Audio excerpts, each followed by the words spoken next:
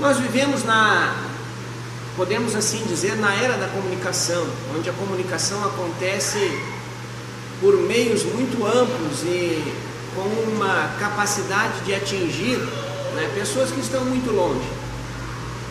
Nós vivemos em um momento em que tudo está baseado na comunicação. E em todos os momentos, as oportunidades, elas são aproveitadas para que se comunique uma mensagem, para que se comunique uma intenção, para que se comunique uma verdade, até quando ela não é explícita, até quando ela não está de fato mencionada, existe a possibilidade de que esta verdade seja comunicada, existe a oportunidade de que ela seja subentendida, de que ela seja compartilhada de alguma maneira.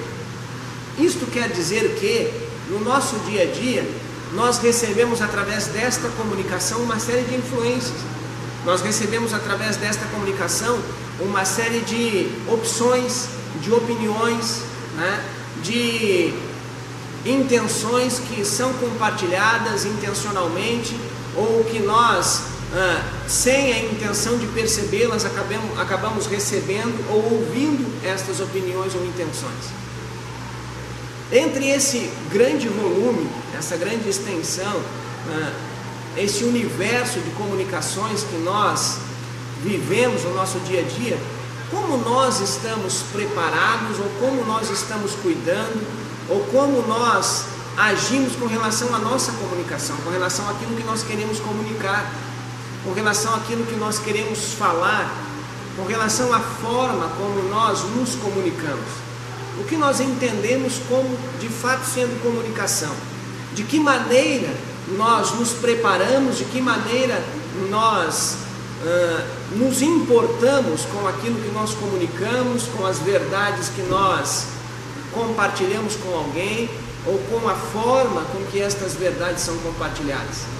Será que nós temos durante o nosso dia a dia o cuidado de sempre comunicar algo que seja bom? O que é comunicação para você? É apenas falar? Comunicação é apenas falar?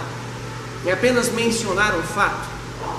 É apenas transmitir uma realidade sobre alguém ou sobre alguma coisa?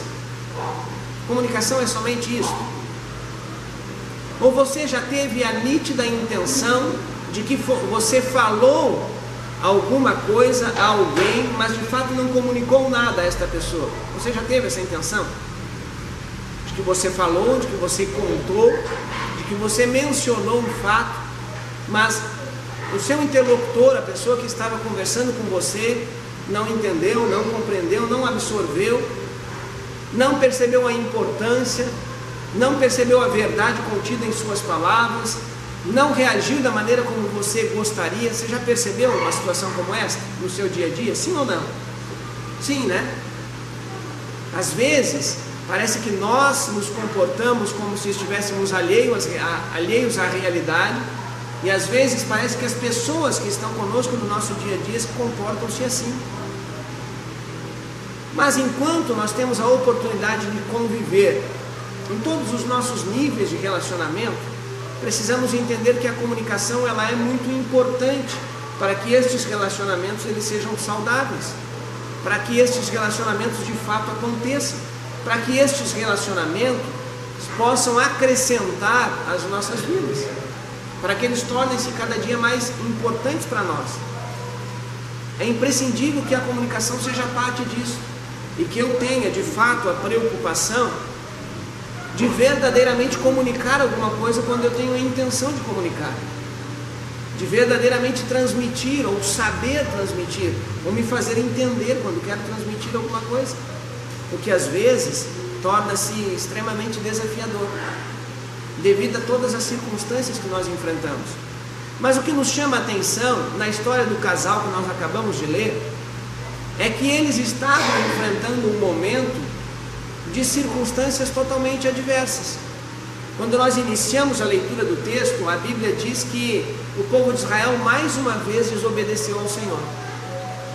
E mais uma vez, Deus permitiu que eles fossem escravizados por uma nação, pelos filisteus, pelo período de 40 anos.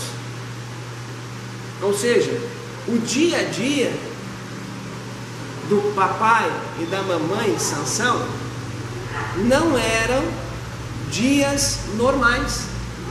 Eles não viviam dias que faziam parte do seu dia a dia como nação.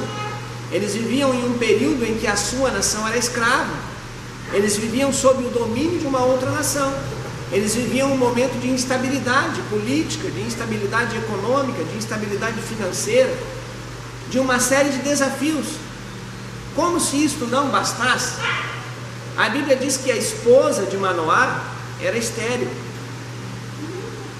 Hoje, nós pensamos o problema da esterilidade de uma mulher, ou às vezes do homem, né, como um fato muito mais normal no nosso dia, como um fato muito normal no nosso dia a dia, como um fato que faz parte da nossa realidade, né?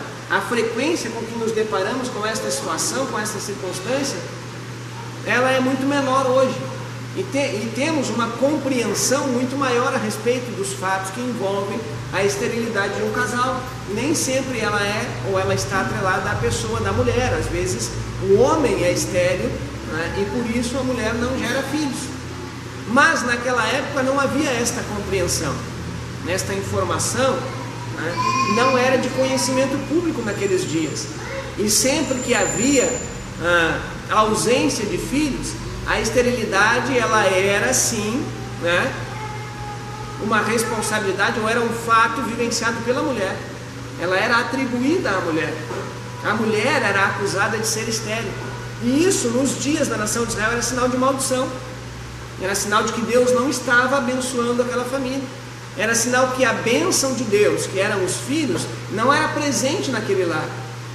Além de toda a situação em que a nação enfrentava, e aquele casal, por ser parte da nação, estava participando, ainda havia o fato de que a esposa de Manoá era estéril, não podia ter filhos. Mas em meio a toda esta realidade, nós podemos perceber no texto de que havia uma ótima comunicação entre eles, e eles tinham consciência de quem eles eram. Mais do que isso, eles tinham consciência de quem era o Deus a quem eles serviam. Eles tinham clareza com relação a este Deus.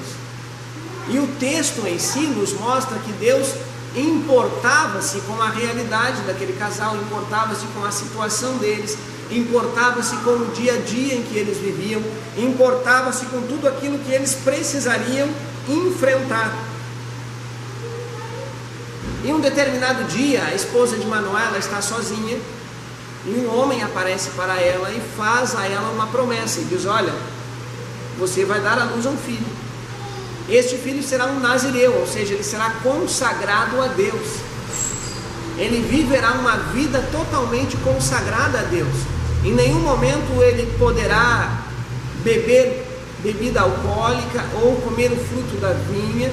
Em nenhum momento navalha passará sobre a sua cabeça. E aí existe na lei judaica uma série de restrições àquele que era consagrado a Deus como um nazireu.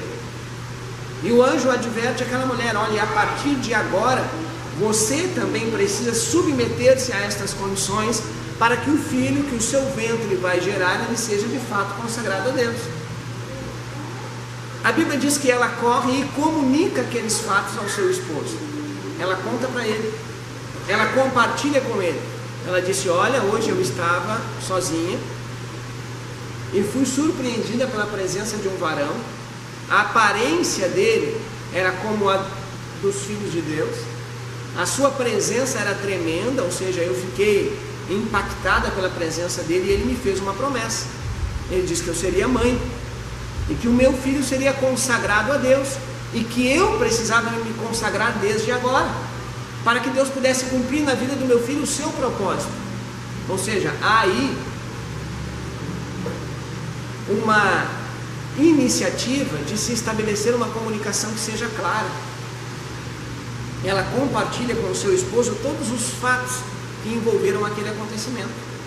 Ela compartilha com ele de uma maneira muito sincera, né? Sem preocupar-se com qual seria a reação dele, porque havia de fato uma comunicação sincera e direta entre o casal. Ela não está preocupada com o ciúme dele, ela não está preocupada com aquilo que ele irá pensar, ela não está preocupada com quais são os julgamentos que ele fará a respeito daquele encontro. E nós percebemos tão logo ela compartilha com ele esta informação, a maturidade deste pai de família. Nós percebemos tão logo Manoá fica sabendo dos fatos, a sua maturidade e a intensidade do seu relacionamento com Deus. A Bíblia diz que ele sai e vai conversar com Deus. Ele vai conversar com Deus, ou seja, havia um terceiro elemento na comunicação desse casal que estava presente em todos os assuntos que envolviam a sua comunicação. A Bíblia diz que Manoá chega diante de Deus e diz: olha, Deus, eu gostaria que este homem que encontrou-se com a minha esposa hoje, ele voltasse, para que nós pudéssemos saber exatamente o que tu queres, para que nós pudéssemos saber exatamente como nós devemos proceder, como nós devemos criar este menino, para que nós tenhamos a intenção de ser esclarecidos com relação ao teu propósito, aquilo que tu queres, aquilo que nós devemos fazer.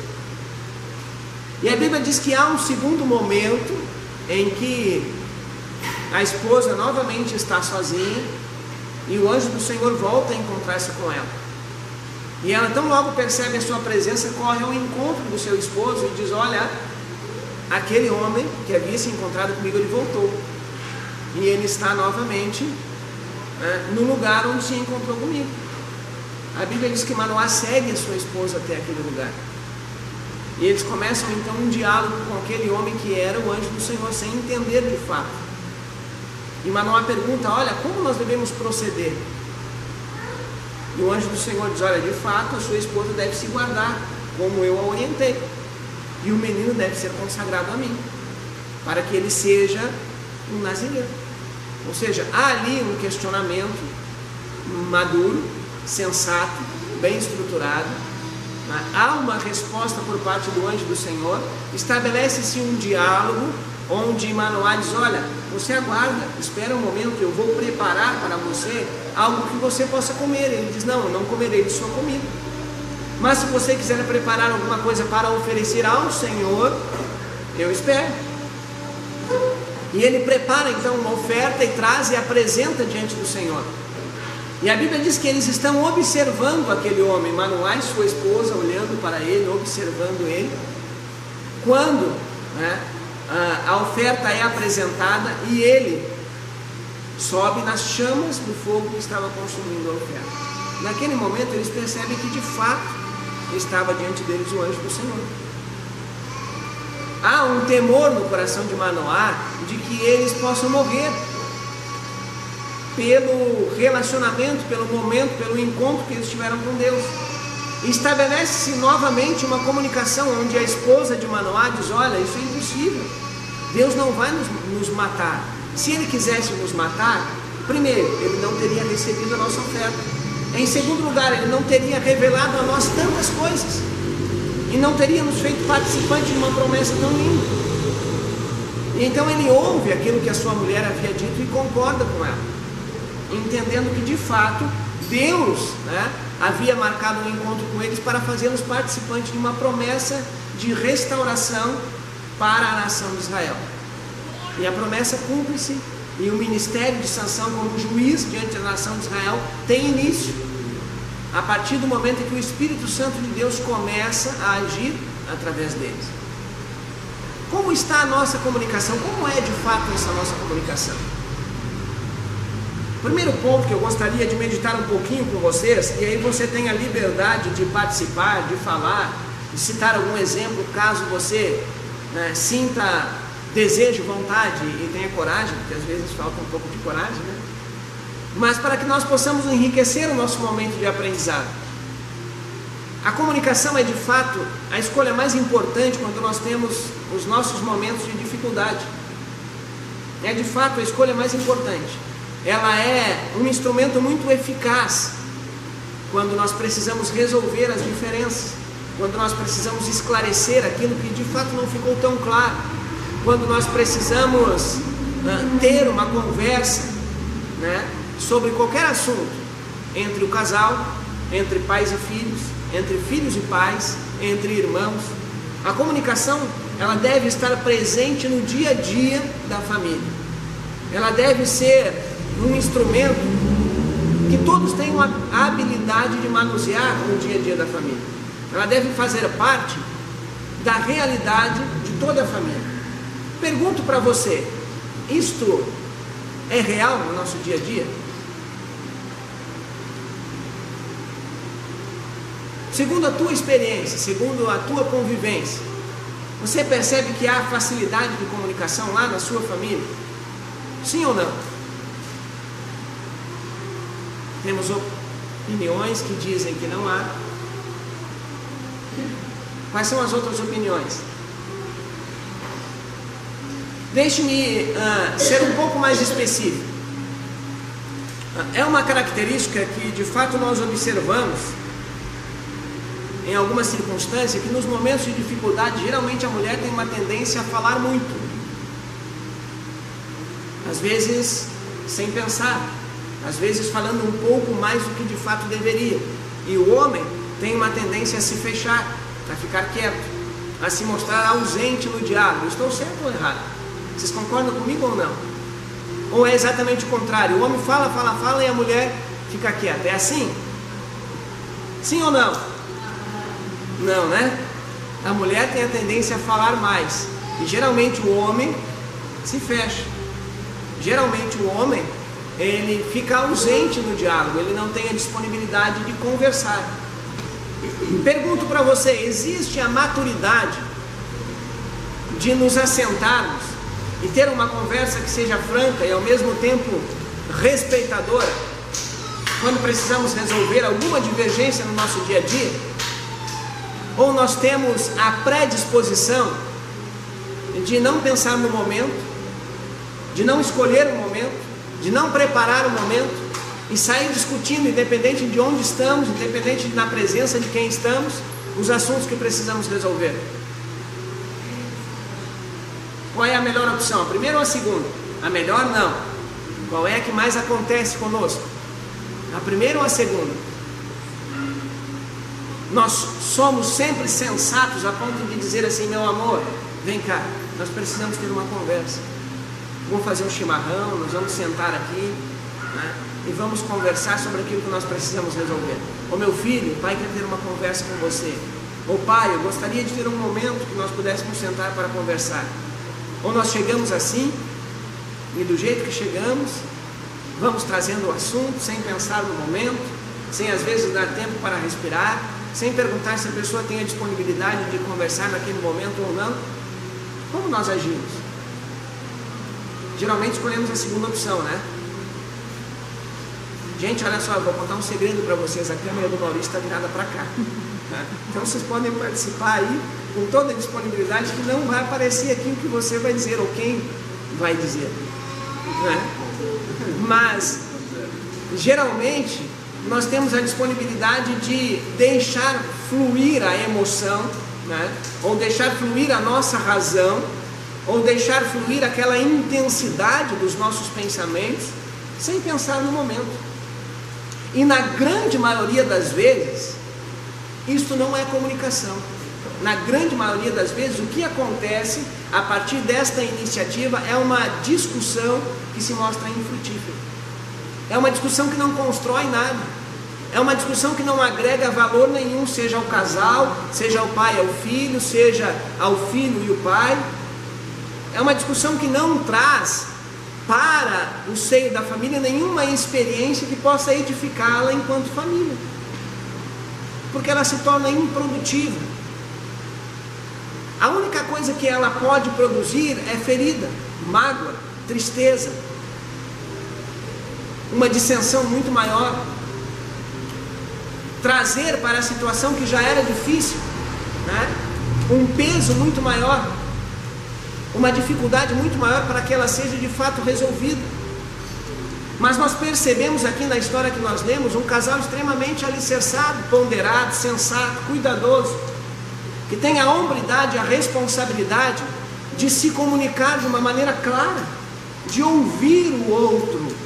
Isso fica implícito na história que nós lemos, de ouvir o outro. Só que quando os ânimos se alteram, nós temos a disponibilidade de falar, e a total ausência de vontade de ouvir.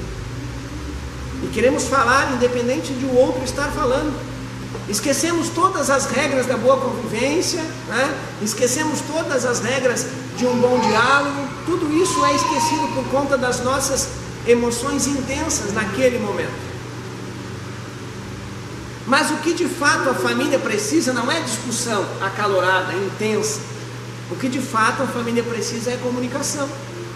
É diálogo maduro, sensato, coerente, onde pessoas civilizadas, conscientes da importância que tem uma para a outra e conscientes do respeito que o outro merece, assentam-se para conversar de uma maneira clara, cordial e entender a situação um do outro. Como nós estamos falando já há algumas quartas-feiras, as divergências elas sempre se farão presentes no dia a dia de uma família. As diferentes formas e maneiras de pensar, ou de transmitir o seu pensamento, ou de reagir, ou de interagir com o outro, elas vão se tornar presentes sempre no dia a dia da família. Agora precisa haver a maturidade para que em todos os momentos as dificuldades possam ser superadas. Precisa haver o bom senso. Eu atendi um casal há uns 2 meses atrás, e depois de ouvi-los discorrer sobre a sua situação por umas 3 horas mais ou menos, né? E de estar presente ali tentando conciliar para que o diálogo ele fosse bem estruturado e pudesse resultar em algo que fosse positivo, eu me senti responsável por dizer a ambos que eles precisavam ter maturidade, ou seja, em outras palavras, que eles precisavam crescer, que eles precisavam ter civilidade, que eles precisavam aprender a conversar um com o outro, que por mais que eles fossem 2 pessoas adultas, já com uma idade considerável, faltava a eles a maturidade para ouvir e conversar. E onde não há um diálogo, não existe nenhum tipo de relacionamento que possa prevalecer. Ele pode começar bem, incendiado por uma paixão, incendiado por um desejo. Pode em algum momento existir um sentimento, mas se o diálogo não for coerente, não estiver presente, se não houver maturidade para ouvir e entender o outro e conversar, este relacionamento, este sentimento deixa de ser alimentado, ele deixa de ser cuidado, ele deixa de ser preservado e ele morre, ele deixa de existir. Porque a ausência de maturidade para um diálogo consciente gera ofensa, gera palavras que machucam, né? Gera palavras que ferem, e isso acaba deteriorando por completo o dia a dia de uma relação. Porque não há maturidade para suportar o outro, para ouvir o outro, para entender o outro. E nós precisamos aprender.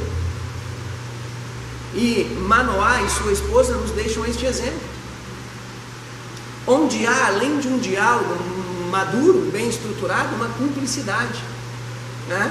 Ela corre ao encontro do seu esposo para compartilhar com ele aquilo que aconteceu.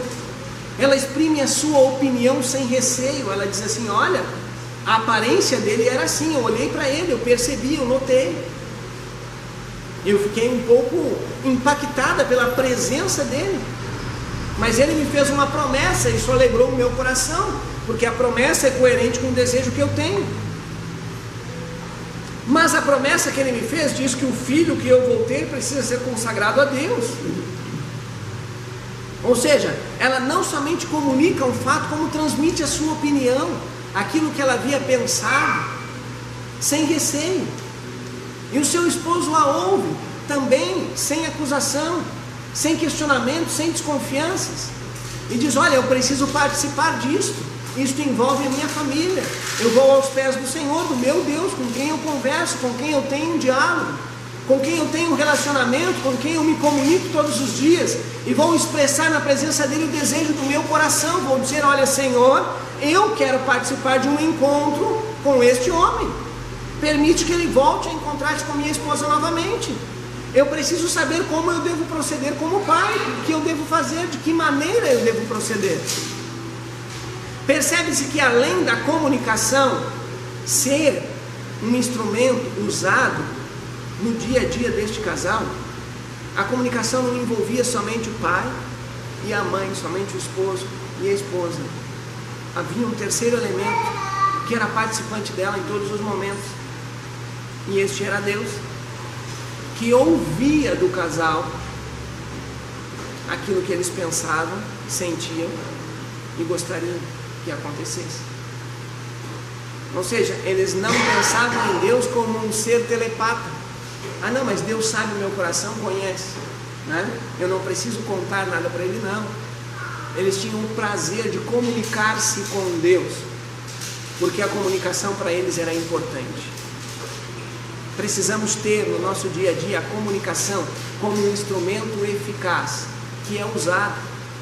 Eu preciso reconhecer o seu valor, a sua importância no meu dia a dia, a importância que tem eu falar, eu compartilhar os fatos, eu transmitir a minha opinião, eu ser claro, eu me fazer ouvir, porque isso constrói, isso solidifica uma relação, né? Isto aumenta a confiança, isto gera coerência a uma relação. O esposo passa a conhecer de fato a sua esposa, a esposa passa a conhecer de fato o seu esposo. Por quê? Porque o coração do outro é compartilhado com ela através da comunicação, o coração do outro é compartilhado com ele através da comunicação. A sinceridade, a entrega, a maturidade ao prazer de ouvir o que o outro tem a dizer. Amém? Em segundo lugar, a comunicação requer o envolvimento de todos. Ou seja, eu preciso me envolver para que a comunicação de fato aconteça. Eu preciso me esforçar. Eu preciso entender que às vezes o momento altera o sentido daquilo que eu vou dizer. Às vezes o momento não é adequado para a conversa que eu preciso ter. Às vezes o momento não é adequado para comunicar aquilo que eu tenho desejo de comunicar. Eu não vou ter tempo suficiente, eu não estou no ambiente suficiente, eu não estou na presença das pessoas que sejam adequadas para discutir aquele assunto. Desta maneira eu não vou comunicar. Eu vou gerar no outro um sentimento de vergonha, de timidez, às vezes de culpa. Isso não vai ser bom para o relacionamento. Agora, quando há de fato um envolvimento, eu penso no melhor momento. Eu preparo este momento. Não, hoje eu vou comprar um docinho, uma rapadurinha, vou fazer um chimarrão, e aí nós vamos sentar e vamos ter aquele momento de diálogo, aquele momento de conversa, né? Aquele momento de interação, de entendimento, aquele momento em que de fato eu vou ouvir o que motivou aquela palavra que eu não entendi bem. Eu vou ouvir o que motivou aquela resposta que eu não consegui entender. A forma como as palavras foram ditas eu não aceitei muito bem, eu preciso entender. Então eu vou preparar um momento para que eu possa conversar sobre isso, com maturidade, sem acusar, sem gritar. Porque comunicação não se dá pelo volume da voz, não se dá pela emoção que é transmitida, né? Não se dá pela intensidade com que as palavras são colocadas. A comunicação se dá pela troca, quando eu tenho a disponibilidade não só de falar, mas também de ouvir, de entender, de perceber o que o outro está pensando, o que está no coração dele, o que o motiva, né? O que gera estes fatos que acontecem. Esta é a verdadeira comunicação, e precisa haver um envolvimento. Eu preciso entender que é importante este momento de comunicação, que é importante este momento de diálogo, de troca, de entendimento entre o casal. Mas para que ele aconteça, é preciso haver um envolvimento. Em algum momento, eu preciso começar a envolver os meus filhos em algumas discussões, em algumas situações que acontecem no dia a dia, para que ele possa aprender a comunicar-se de uma maneira coerente com as pessoas. Claro que nem todos os assuntos eu vou envolver, mas eu preciso começar a cultivar com ele um diálogo, onde a comunicação se faça presente. Eu preciso envolvê-lo para que ele saiba conversar de uma maneira madura com o seu papai e com a sua mamãe, para que ele saiba ouvi-los, pensar no que eles estão falando, analisar o que eles estão falando e entender. Como se torna feia a atitude de alguém quando um pai, uma mãe e um filho estão conversando e a pessoa simplesmente vira as costas e deixa o outro falando sozinho. Não se dispõe a participar daquele momento, não se dispõe de fato a ouvir. Grita as suas razões, grita as suas vontades, expressa os seus sentimentos da maneira que ele acha coerente, da maneira que ele acha que seja ideal, vira as costas e deixa o seu interlocutor ou deixa as outras pessoas que estavam presentes naquele ambiente falando sozinho. Esta pessoa, ela tem ausência de habilidade para se comunicar. Ela não está disposta a ouvir, a entender o outro. Não existe ali uma comunicação, existe sim uma discussão. Existe um momento de ira, um momento de tristeza, um momento de cobrança, um momento de imposição, mas não comunicação. E nenhum destes exemplos acrescenta a família. Nenhum desses exemplos edifica o ser humano. Nenhum desses exemplos gera valor. Mas quando há de fato a coerência na comunicação de uma família, você percebe que as pessoas, elas sentam para conversar.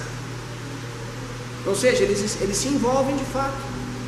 Eles dizem, não, aqui está, com esta mensagem, com esta decisão, com esta escolha de assentar-se para conversar, eles estão dizendo, aqui estão as pessoas a quem eu amo e valorizo.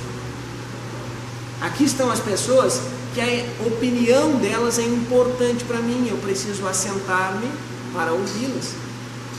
Porque se elas querem de fato conversar comigo, é porque a minha opinião também é importante para elas. É porque aquilo que eu tenho a dizer também é importante para elas. Então eu não preciso impor as minhas razões, eu vou trazê-las para um diálogo maduro. Eu vou expressá-las com bom senso e educação. E elas serão ouvidas, pensadas, e nós como família, nós como integrantes, né, desta instituição criada por Deus, nós vamos chegar a uma conclusão que será bênção para todos os participantes desta família. Mas esta precisa ser uma decisão consciente, madura. Alguém precisa entender a importância da comunicação e se envolver para que estes momentos possam fazer parte da rotina da família. Passem a fazer parte da rotina da família. Se não houver um envolvimento de todos para criar este padrão de comunicação, ele acaba se perdendo, e junto com ele a importância dos relacionamentos que nós cultivamos no âmbito de nossa família. Amém? Em terceiro lugar, a comunicação deve acontecer em todos os níveis, dos fatos aos sentimentos. A comunicação precisa acontecer em todos os níveis. Eu preciso me comunicar quando conto, quando narro um fato, né? Que foi o primeiro diálogo que nós encontramos na nossa história. A esposa diz, olha, me aconteceu uma situação hoje, eu tive um encontro com alguém. Esta pessoa compartilhou comigo uma promessa. Ela estava contando um fato. Em um segundo momento, há sentimento. Deus, eu tenho um desejo no meu coração de que este encontro aconteça novamente, eu quero te pedir. Ou seja, a comunicação aqui, ela não está simplesmente envolvendo os fatos que aconteceram.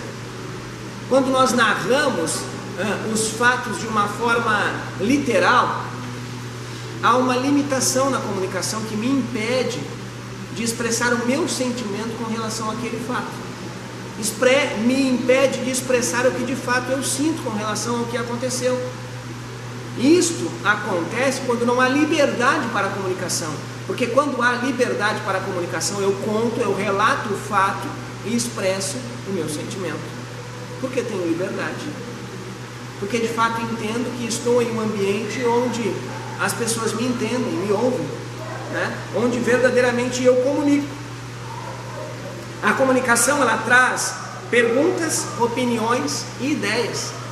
Quando eu de fato estou me comunicando com alguém, eu não apenas pergunto ou não apenas respondo o que me foi perguntado, mas eu compartilho a minha opinião também.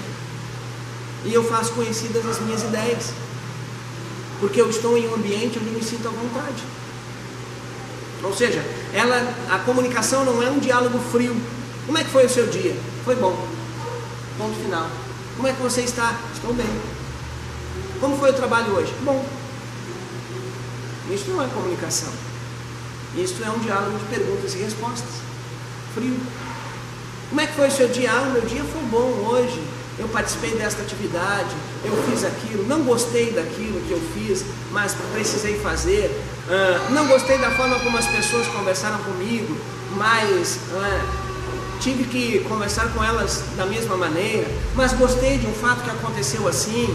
Eu penso a respeito disso, isso. Tu ouviu o que aconteceu, tu viu. Ou seja, a comunicação ela se dá de uma forma natural. Não existem restrições, a pessoa sente-se à vontade para compartilhar as suas respostas, as suas ideias, os seus pensamentos, as suas opiniões. O diálogo ele acontece de uma maneira natural, não é aquela coisa simplesmente seca do sim, do não, do aham, do sei, não sei, vi, não vi.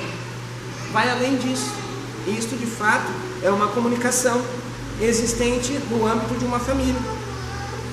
Há o envolvimento dos próprios sentimentos, ou seja, o outro, o interlocutor, aquele que está participando do diálogo, ele também envolve os seus sentimentos, ele expressa, ele diz, eu também não gostei, eu também não concordo, eu também concordo, eu acho que deve ser assim, não, mas eu acho que deve ser de uma outra maneira, não, mas nós podíamos fazer isso, nós podíamos pensar dessa forma, nós podíamos resolver assim, o que você acha disso? Você concorda com isso? Você não concorda? Ou seja, acontece de fato um diálogo.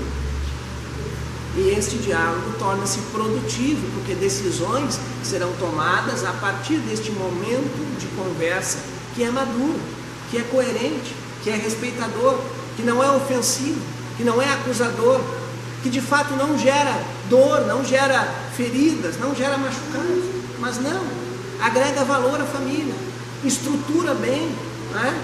Aproxima as pessoas, intensifica os relacionamentos, gera um nível de intimidade muito maior, porque há disponibilidade não só de falar, mas também de ouvir e entender. Porque a comunicação ela precisa comunicar não somente fatos, mas também sentimentos em todos os momentos. A comunicação precisa acontecer num contexto de honestidade com o outro e com Deus. Deus precisa ser parte da minha comunicação. E eu preciso fazê-la no contexto de honestidade, ou seja, ela precisa ser verdade. Ela precisa ser verdade. Ela precisa de fato transmitir com sinceridade aquilo que eu penso, a minha verdade. E ela precisa acontecer com a mesma intensidade entre as pessoas com as quais eu convivo e entre a minha pessoa e Deus. Percebe que às vezes nós temos uma dificuldade de nos comunicar com as pessoas que convivem conosco no nosso dia a dia, e às vezes desta dificuldade faz-se presente também quando nós dobramos os nossos joelhos para falar com Deus.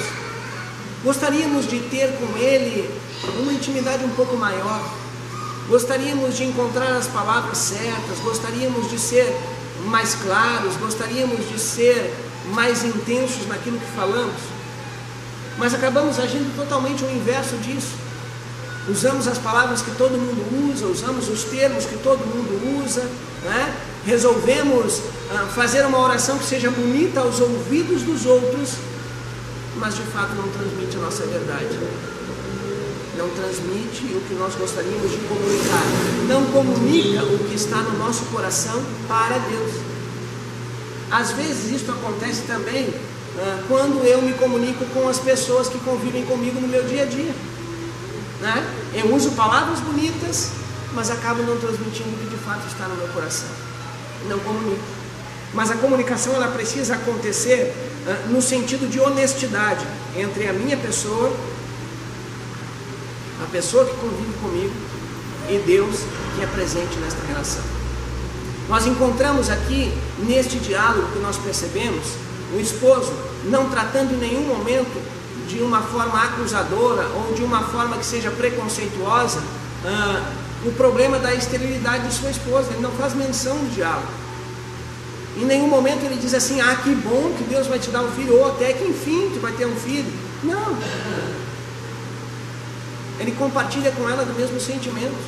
Em nenhum momento é acusador, em nenhum momento é desafiador, em nenhum momento é preconceituoso, em nenhum momento expressa a sua opinião a respeito desta circunstância, mas ele a trata com carinho, com respeito, com dignidade, a ouve, né? Independente do que fosse a opinião dos outros, o pensar que não, a bênção do Senhor não estava sobre uma mulher que não pudesse gerar filhos, né? Ele ouve a sua opinião, ela diz para ele: olha, se Deus quisesse nos matar, não teria aparecido a nós desta forma e não nos teria revelado tais coisas. Então Deus tem para nós um futuro que vai muito além do simplesmente viver. E Ele a ouve, a entende. Ou seja, há um temor diante de Deus e diante da sua esposa. Há uma coerência no diálogo que ele tem com Deus, que se faz presente também no diálogo que ele tem com a sua esposa. Ele de fato tem a disponibilidade de ouvir e obedecer a ambos quando isto se fizer necessário. Manoá entende de fato que a sua esposa é parte de sua vida e que ambos estão comprometidos com Deus. E Deus os escolheu para trazer livramento à sua nação, e isto é um privilégio. E ele está disposto a fazer tudo o que for necessário. Por isso, ele chega na presença do anjo e diz assim: olha, o que eu devo fazer? Né? Lá no versículo, então Manoá se levantou, versículo 11, seguiu a sua mulher. Versículo 12: quando se cumprirem as tuas palavras, qual será o modo de viver o menino e o seu serviço? Ou seja, há uma preocupação em Manoá em como ele deve proceder, né? Há um temor e uma disponibilidade para crer, perceber que o que Deus estava fazendo era maravilhoso, submeter-se e obedecer à vontade do Senhor. Vamos nos colocar em pé? Como está a nossa comunicação na presença de Deus? Como esta comunicação se faz no seu dia a dia? Eu sei guardar aquilo que ouço? Eu sou sincero quando expresso a minha opinião? Eu tenho o cuidado de ser verdadeiro quando me comunico com a minha família? Há em mim a consciência, a clareza do quão importante é a comunicação no meu dia a dia?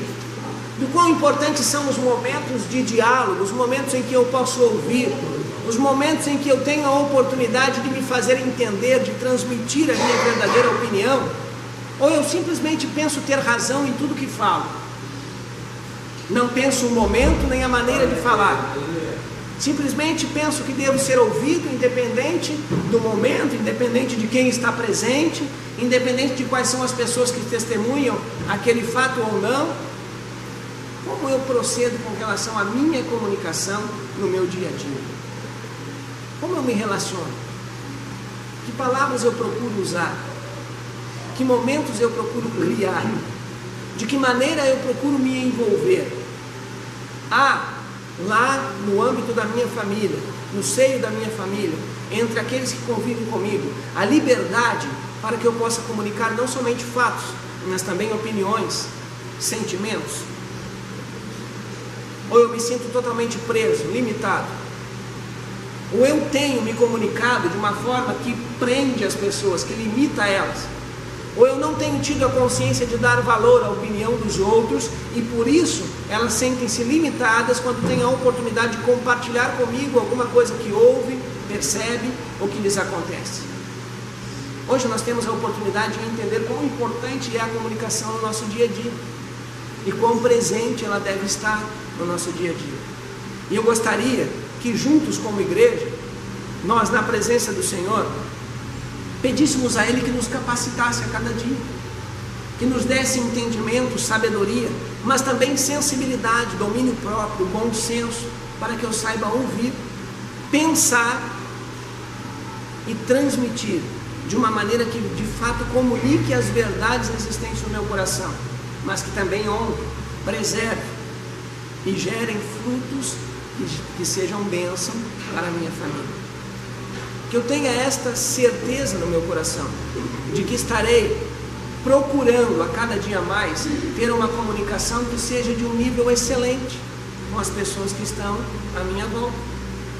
Que eu saiba transmitir a minha opinião, mas de uma maneira que ela não choque, que ela não agrida, que ela não ofenda, mas que de fato ela se faça importante para aquele momento, ela se faça importante para as pessoas que ali estão, ela se mostre ser uma opinião de valor, ela se mostre ser uma opinião que se faz necessária, que seja relevante para o momento, para a família, para as pessoas, mas que para isso eu preciso ter o cuidado de pensá-la, de procurar o melhor momento, de criar, de me envolver, de estar presente nas discussões e de valorizá-las como elas devem ser valorizadas. Se nós estamos aqui é porque queremos que o nosso relacionamento, que os nossos relacionamentos no âmbito de nossa família, eles sejam crescentes a cada dia. Eles possam a cada dia gerar frutos para a nossa família. E os sentimentos que nós nutrimos pelo outro, eles possam crescer, multiplicar-se, né? Que nós possamos estar mais próximos a cada dia, ter um nível de intimidade muito maior e aprender a valorizar a presença do outro, o sentimento do outro, a valorizar as pessoas que Deus colocou ao nosso lado, em todos os sentidos e em todos os momentos de nossa vida. Amém?